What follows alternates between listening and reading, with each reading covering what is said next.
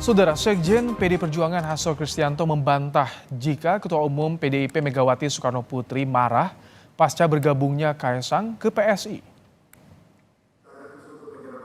Saat ditanya soal Kaesang, Hasto menekankan jika Ketua Umum PDIP Megawati Soekarno Putri dan Presiden Jokowi memiliki kedekatan. Menurut Hasto, politik itu jangan hanya dilihat dari permukaan, tetapi harus dari berbagai aspek.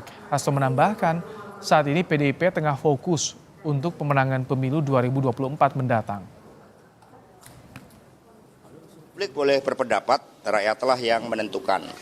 Sudah banyak ya partai mengurus hal-hal yang berkaitan dengan hajat hidup orang banyak melalui Rakernas ini.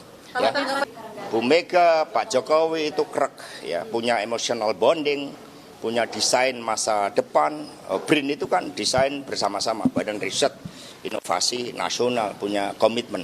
Jadi politik itu jangan melihat apa yang tampak di permukaan, lihat hubungan batinnya. Lihat komitmen terhadap masa depan, lihat komitmen terhadap rakyat Indonesia.